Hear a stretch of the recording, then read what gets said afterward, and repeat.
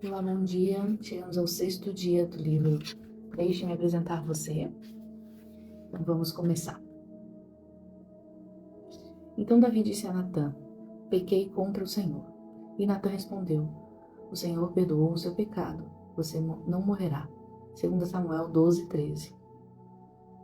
Davi recebeu a graça imerecida de Deus. É claro que Deus se preocupa com os nossos comportamentos errados, pois Ele quer que façamos boas obras. No entanto, isso não quer dizer que dependamos delas para receber o favor de Deus. Deus nos ama. Ele está sempre pronto para nos perdoar dos nossos erros. Ele espera que façamos boas obras como resultado do amor que sentimos por Ele, entende? Além disso, Ele quer que nossas ações sejam uma resposta aos que Ele já fez por nós, para nós e em nós. Há momentos em que fazemos coisas boas pelos motivos errados. Não percebemos que os nossos motivos são importantíssimos para Deus.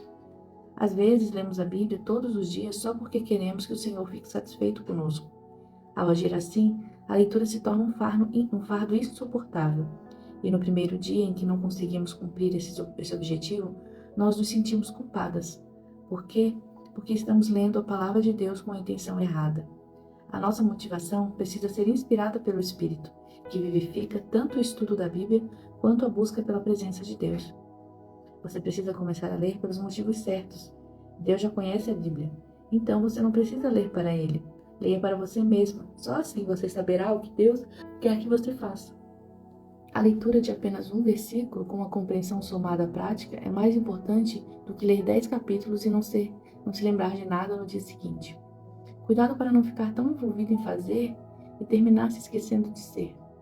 Somos chamados de seres humanos porque devemos ser. Caso contrário, seríamos chamados de fazeres humanos. Lembre-se de que precisamos também guardar o nosso coração. Precisamos ter muito cuidado com as necessidades que possam se tornar desenfreadas.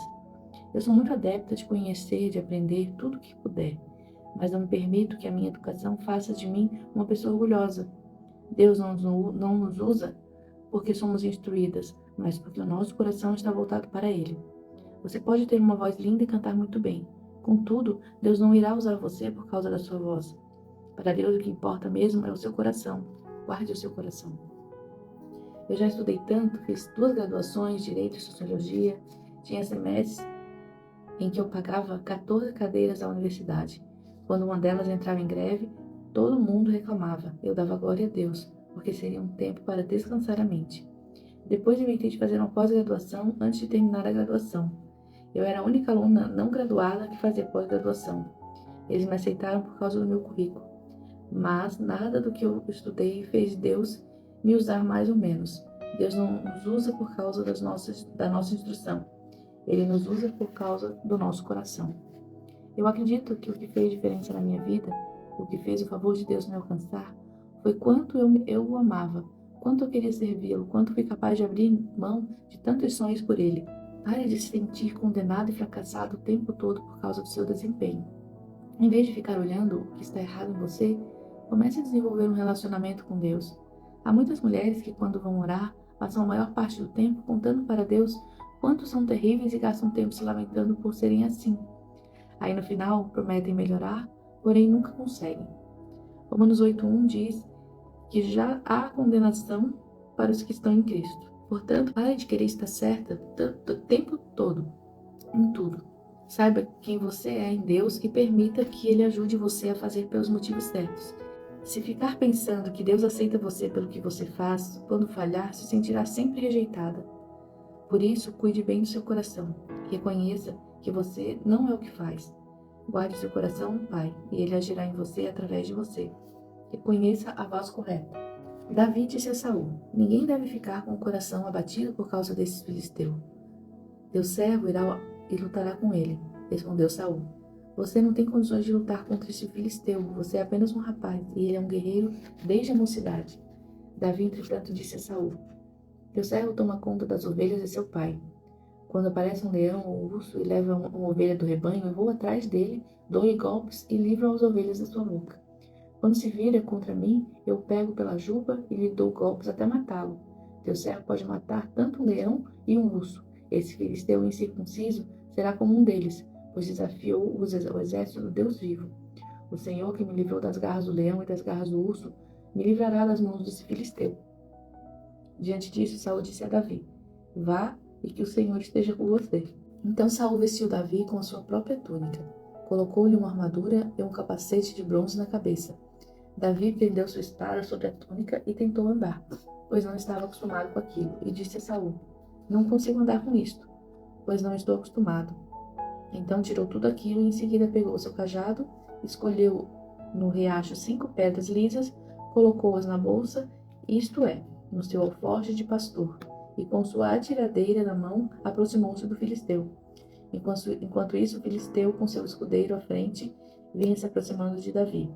Olhou para Davi com desprezo, viu que era só um rapaz ruivo e de boa aparência e fez pouco caso dele.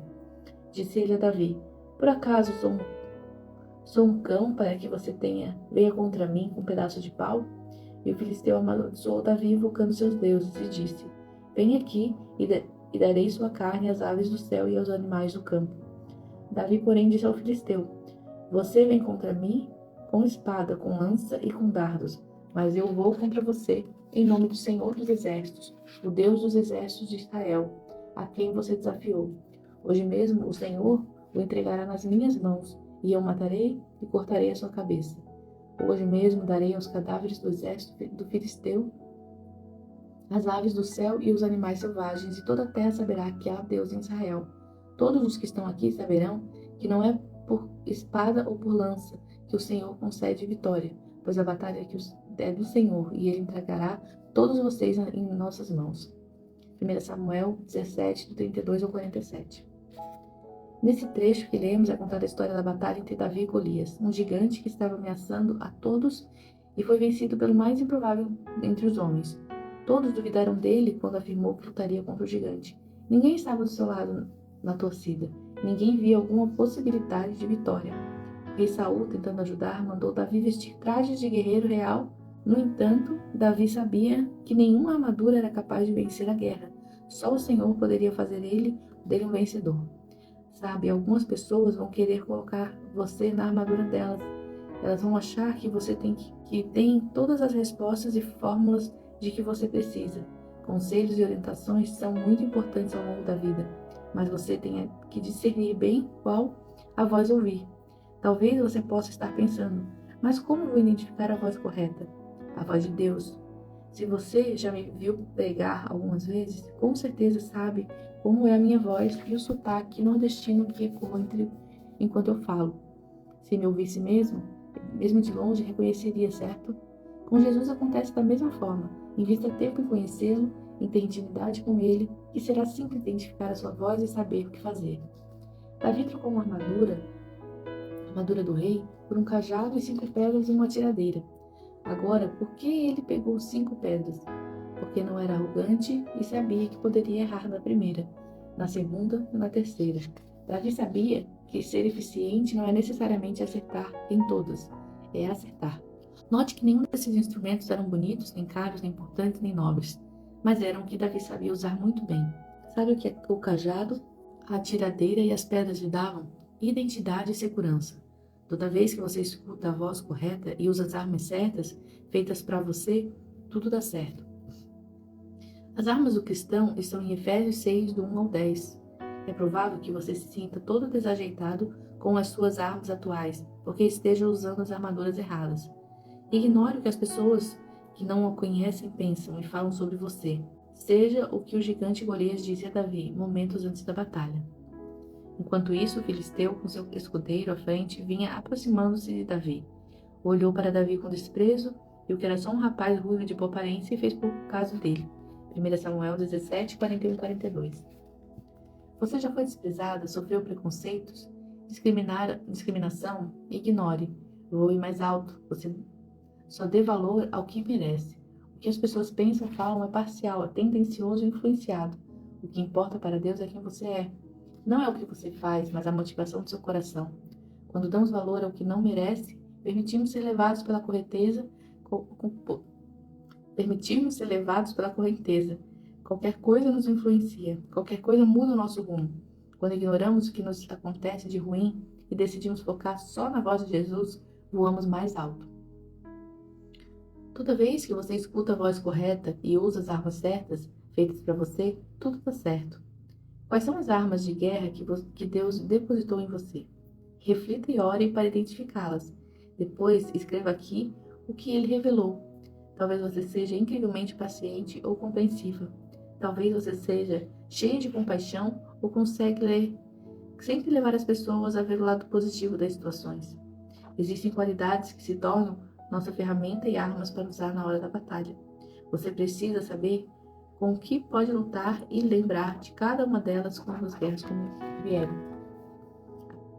Aparentemente, com tudo aquilo que o Senhor disponibilizou para você, vence a guerra e alce voos até agora inimagináveis. Capítulo 4. Pensamentos.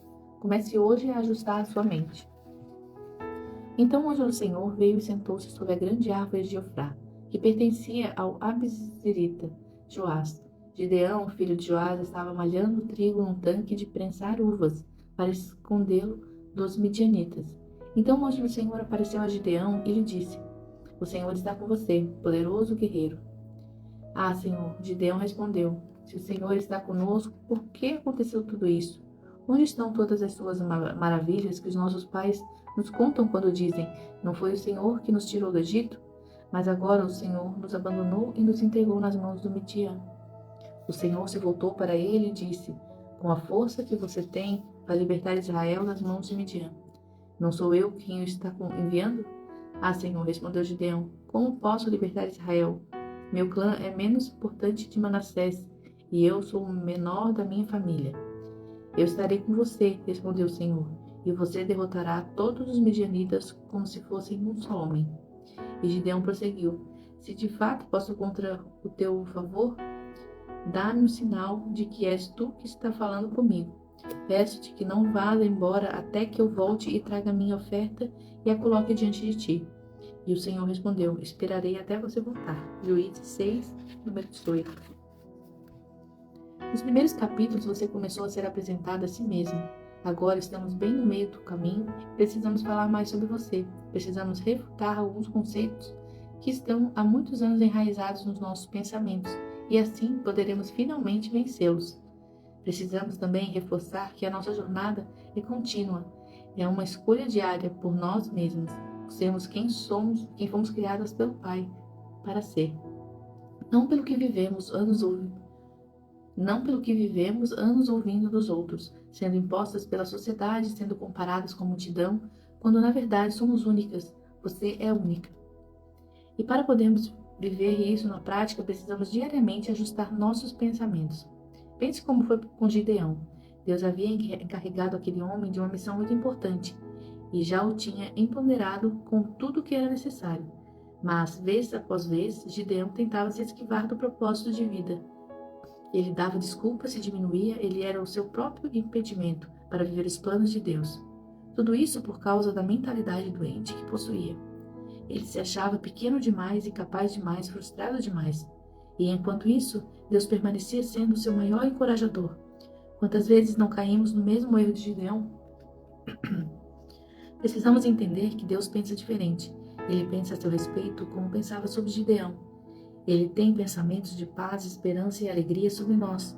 Um pouco mais à frente, na história de Gideão, Deus faz uma limpa no seu exército e deixa apenas com 300 homens para lutar ao seu lado. Gideão pensava que não seria suficiente, enquanto Deus tinha certeza de que era exatamente a quantidade necessária. Ei, hoje Deus quer fazer uma limpa nos seus pensamentos. Como Pai de amor, Deus quer tirar esses pensamentos autodestrutivos.